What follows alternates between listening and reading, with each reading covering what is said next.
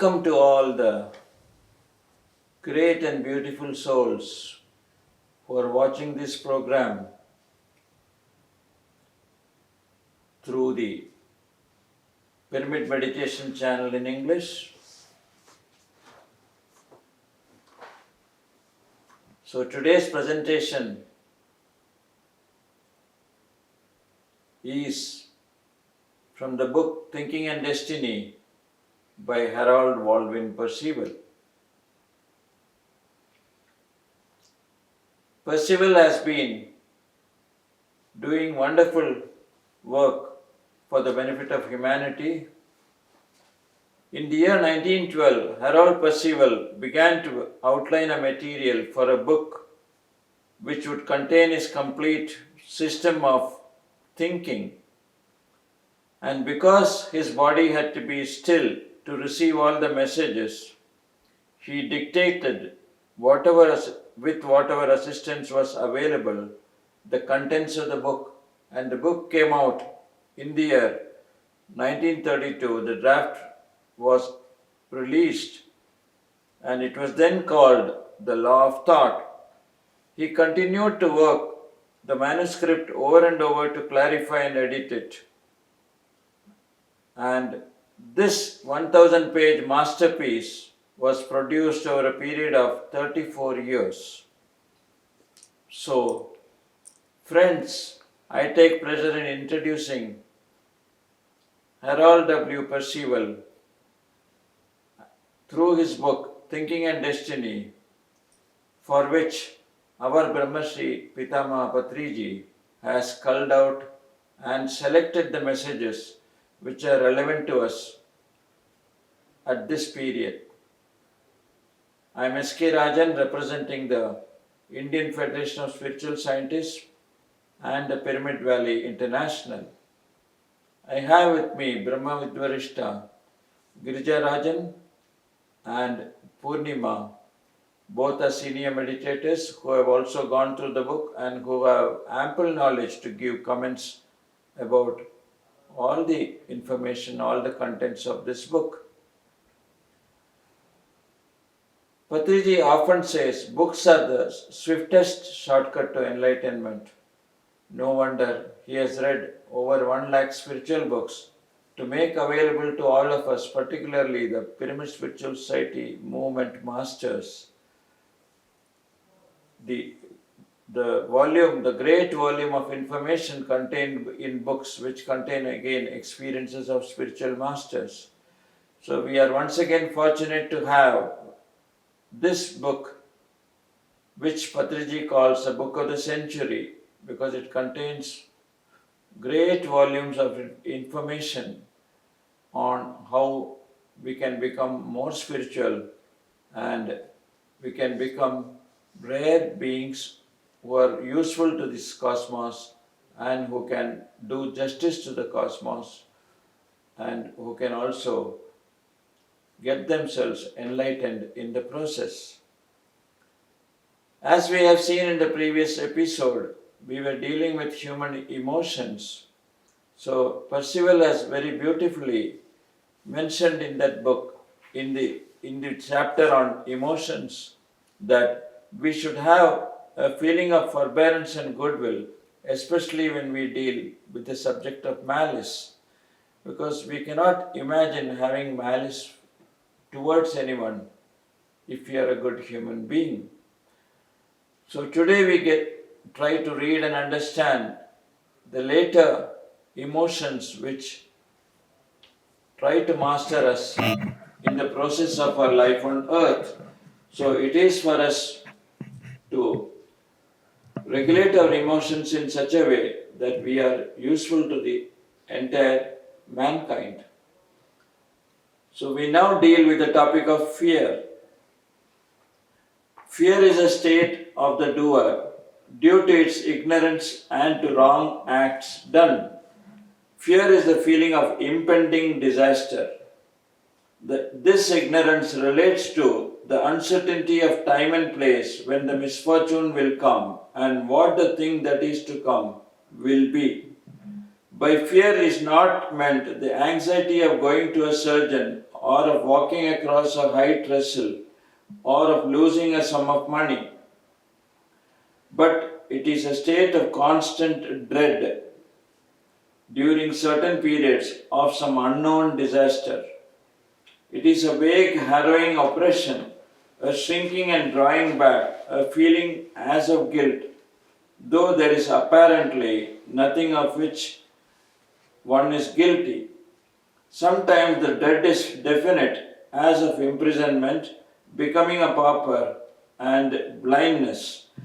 These feelings are psychic results of exteriorizations of past thoughts, namely, a feeling of the unbalanced remnants, which must be balanced at the conjunction of time, condition, and place. The unbalanced thoughts cycle in the mental atmosphere and at times affect the psychic atmosphere outside of the body. The human may feel the thoughts cycling in a general way, and when there is a coincidence of cycles which will allow a manifestation, the feeling becomes more pronounced and special and is experienced as fear, which itself may be the means of drawing on the disaster. Hello, friends. So, again, we are dealing with emotions, and this feeling that was read now, that is fear. And Percival has again given us a broad picture of what fear is. He says that it is a kind of dread, and it is actually in the psychic atmosphere caused by unbalanced thoughts. That is, it should be exteriorized, but it is caused there, it is formed there. So, and it will be until the time, condition, and place is favorable, it will not exteriorize. So, some people will go through that emotion. I would like to say that this fear is caused by because there is always innate fear, and the fear is fear of death, which causes all the fear, other fears.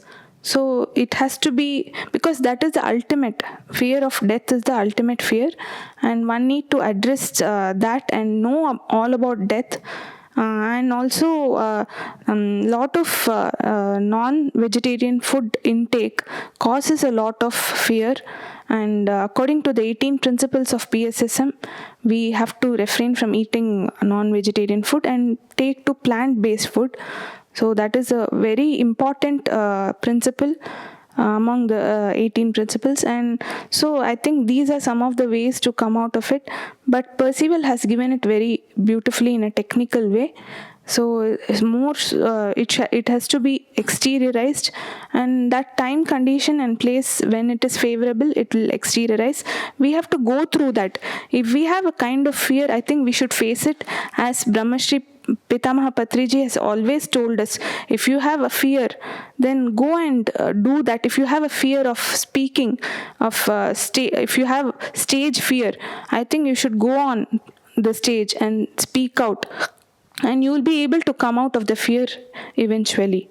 So whatever you have the fear you have to know that and understand that and go and do it, so that you face the fears and come out of it, as Patriji has told us all.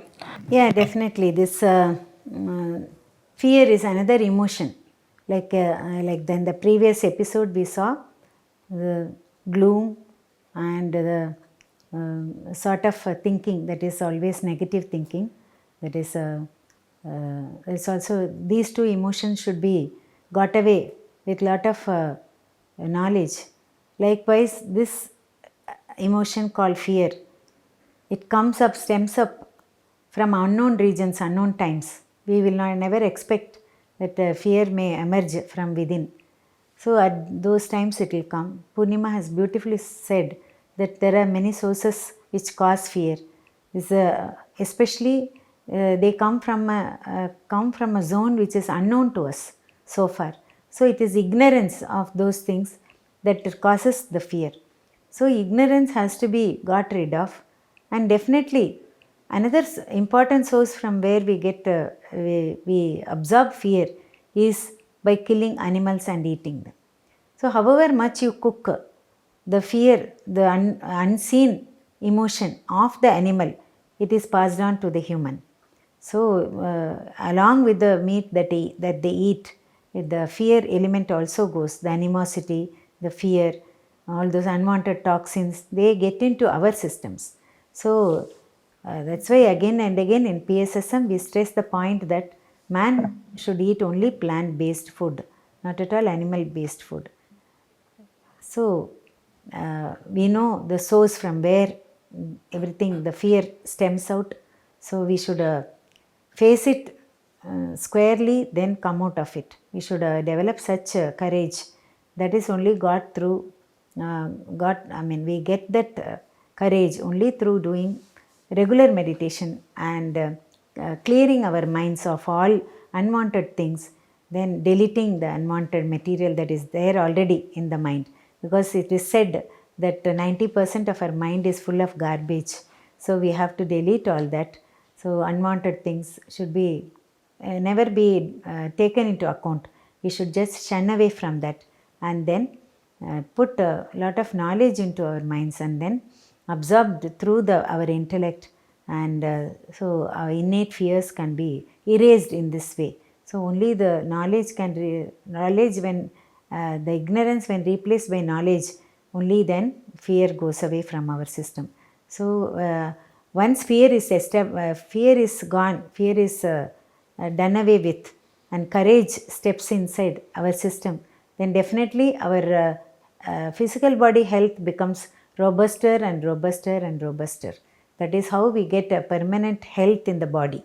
So it is actually the spiritual wisdom is the root, and the physical health is the spiritual health is the root and the physical health is the fruit. So the fruit that we enjoy is because of the spiritual health basically. So spiritual health means not having any fear. So we should all adopt this. So take this opportunity, do a lot of meditation and read lot of books, then hear lot of others' meditational experiences, then come out of your ignorance, then definitely you will have no fear at all in the field of your system, and you can lead a fantastic life here. So we should live fearlessly. That is very, very important. Over to Rajan. I would like to add to what our revered speakers have already commented. That is, and I endorse the view that if fear has to be overcome, you need a lot of knowledge. If ignorance is overcome, then naturally there will be no fear. So removing ignorance is the first point and getting more knowledge. That is what even Buddha has told. You have fear because you are ignorant. But once you start getting to know things, then you will have no fear at all. This again has been stressed by Bhagavan Rajneesh Osho when he said that the fear of death it supersedes every other fear. So a person may be having fear of getting ill, fear of losing his son or children, fear of getting into difficult situations in business. All this may be there, but if you have overcome the fear of death, then there is no other fear which is superior to that. So once the fear of death has been overcome by knowledge about what death is, how death occurs, how there is no death, and every one of us is, again, our souls are immortal, souls are eternal. So once we know this fact, then there will be no fear at all, and that is what Osho says. Try to overcome fear and the fear of death, then life will be so beautiful and you will move with every crisis with a lot of confidence. So managing the crisis becomes very easy. So I will now go over to the next part of the same subject of fear. This feeling is retribution for sins committed and offers in every case an opportunity to balance some of the exteriorizations and to atone for the sins. If the doer shrinks from the apprehended disaster, wants to run away and refuses to meet it, it may escape for a time. It cannot escape forever because the sins go with it as they are a part of it. If it continues to run away, it will be overtaken by the disaster as an actual physical punishment. When stricken by disgrace, disease, imprisonment, or loss of fortune, the doer is less time likely to balance, and the tendency is to commit other sins. So beautifully, again, Percival has given us here what happens if we are struck by fear. We suppose let us take an example. Suppose I have a lot of fear. I feel I will have some kind of something is going to come to me.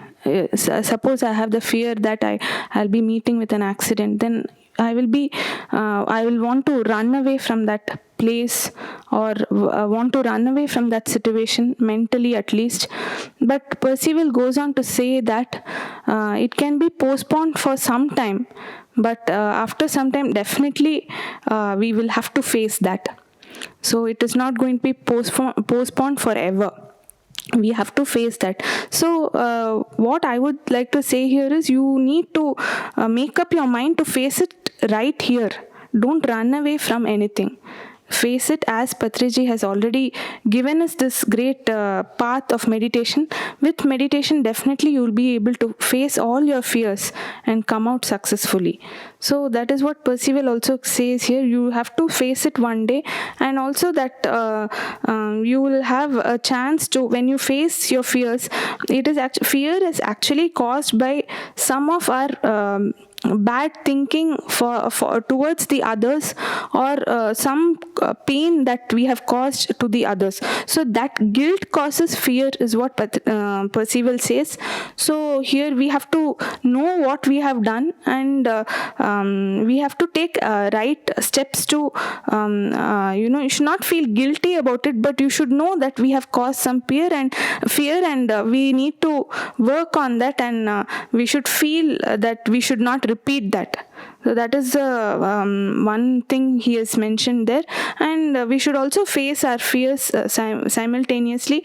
Then we'll be able to come out of any kind of situation easily. So here again, acceptance is also one other quality which we should have. Whatever comes your way, you should try to accept. So that is what I feel we should take from this paragraph. Yeah, definitely. We should accept fear, whatever it may be. But before that, I would like to point out certain facts that is put forth by Percival sir. That is, on one side, the causing of fear is the feeling of fear is very uncomfortable to us. So it is a sort of a disease in the mind region. So definitely it is on one hand, it is the exteriorization of our earlier unnecessary, unwanted and unlawful, or whatever, the unbalanced thoughts. So that they get exteriorized on one hand through causing fear to us. So it is like, as I said, it is like causing a disease. On the other hand, the sins that we have committed also join with the thought, and that is how they exteriorize. So the sin also gets diminished, or it is erased forever.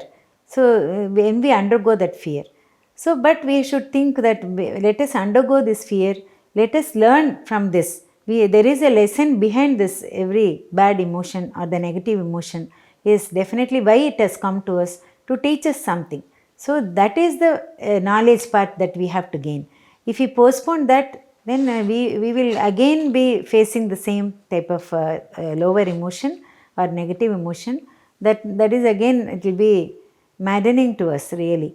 So to avoid all that, we'll squarely face the fear and then find out the reason why it has come to us and what lessons we have to take. So once we learn the lessons, then again the same examination will not be conducted. We will not undergo the same type of situation. So it is better for the earlier the better. So we'll face it, we will find out, and then it is possible for every human being. And if you are a meditator, it is a lot easier. So that's what Brahmarshi Pitamahar says, that to overcome fear is to go into deep meditation and then long hours of meditation. That will help us to pacify the mind, to bring the mind to a control level, and not the negative emotions to get out of the mind. They will not, no more they will remain in the mind.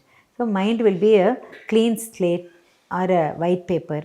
We should make it like that as much as possible. Yes, they may, off and on there may be some dust or dirt coming over to that, but we should always see that it is, we keep it clean, so that we will have a peace of mind. So peace of mind automatically means the health in the body, the physical body. So we, with the health in the physical body, our intellect, everything works fantastically well. We'll become more creative, more effective, more meaningful for ourselves as well as for the others. That is the lesson that we learn from both Percival and Brahmarshi Pitamahar Patriji. If the doer does not run away from the indistinct apprehension of some disaster or from the fear of some definite calamity, it has an opportunity to change the desire that helped to conceive or entertain the thought that has to be balanced. All the doer need or can do is to feel that it wants to do right and is willing to do or to suffer whatever is necessary to that end. When the doer gets itself into that feeling, it has strength. Strength comes to it. If it holds that feeling of strength, it will be able to go through any disaster. The duty of the present moment will be the means of precipitating the seeming disaster, or a new duty will be made clear to the human, though it may not be clear to anyone else. The performance of his duty enables the human to defeat fear and throw off the dread, because he has performed his part towards balancing the thought, the cycling of which was felt as fear. Despair is the ultimate state of fear, when the doer has not balanced the part it had in issuing a thought. Despair is giving up to fear without further effort to overcome or escape it. So again, it is so beautiful. Percival again says that when we accept, as I told you, when we accept, we get that strength to balance those thoughts and accept the fear, whatever we have, and face it. And we can balance it so very easily. That strength from the doer part will be very handy in overcoming the fear, is what Percival says in this paragraph. So we should, I think, face it, and we should not hold it on or try to postpone it. That is what Percival again says. And he says despair is the last part of fear, which we should not go into. We should not go into despair. It should not go to that level, is what he says here. Yeah, beautifully said by Percival. That is one of the ways and means by which we can overcome fear is by involving ourselves in our duties at that the present given moment. We should fully involve ourselves in that, neglecting the fear to be there, or not recognizing the fear at all. Otherwise, face the fear. Otherwise, also we should face the fear. Then slowly it will vanish away from our system. So replace it with the knowledge, the ignorance, out of which the doer has planned that thought, because he also has participated in issuing the thought. So the doer slowly understands things, and then he overcomes the fear, whatever it is there, the negative emotion. So for one great way to overcome it is by involving ourselves in our duties. So the strength of fear will get lessened and lessened and lessened, and it will be much easier for us to overcome it. That is what he says practically. So we'll all thank Percival for giving us this great message, this great idea, how to overcome our fears. Thanks a lot to Percival. Next, we come to another emotion, that is joyousness. Joyousness is the sparkling good spirits that flow out of a healthy disposition. This comes as the natural expression of good feeling and continued activities without intent to do wrong. It is characteristic of the youth of the doer, but the doer may carry its joyousness with it through ages of bitter experiences. It pours out like the full throated melody of the thrush, or enters into the feelings of others like the mimicry of the mockingbird, or rises out of itself like the song of the skylark. It drives away gloom, melancholy, and dull care as sunshine melts mists and darkness away. Joyousness remains with the doer as long as the doer has no settled intent to harm anyone. The thing that shuts out joyousness is malice. Feelings of hatred, envy, bitterness, or ill will drive joyousness away and keep it out. It should be a natural part of the disposition of the doer, and while it is kept, it attracts elementals which are sprightly, graceful, well disposed, like fun, and carry life. They pour into the doer and keep up the wellspring of life. The age of the body is no bar to them, though they are chiefly attracted to youth. But young or old, it depends upon the doer, for joyousness is with the doer and is not a matter of the body. So this is so very beautiful. Even to hear it, it's so wonderful. We immediately are charged with energy when we hear it. So we have to be joyous all the time. And this is, he says, this is part of the youth is what he says. It's like age is not a bar, he says, not of the body. So anybody can be joyous. That is immaterial of the age. Anybody can be joyous and should be, is what he says. And he goes on to say that malice is one thing which drives out joyousness. One should not entertain malice, because that is nothing but hatred, fear, and envy. Hatred, jealousy, envy, and these emotions should not be entertained. So joyousness is so very wonderful. And he says in that elementals that come during joyousness are very full of vibrant energy, sprightly, so very full of vigor. So when we carry those particular emotions, those elementals we attract. So it is better we keep positive emotions as far as possible, so that we entertain such elementals. And what happens is, as we are joyous, our health immediately gets better and better, and we are so very, age reversal happens naturally, is what I feel. Even the old people start becoming young if they are joyous. When we are joyous, our health improves. Yes, definitely the age will be reversed. But what Percival says is, joyousness does not pertain to the senses, nor is it outside of us. It belongs only to the area of operation of the doer. So the doer has it all, the joyousness, but it has to be felt by us, it has to be released by us, the willingness should be there. So when we keep out malice from us, that is doing wrong things to others, or thinking evil to others, that should be kept out of our mind. Then joyousness emerges like a flower.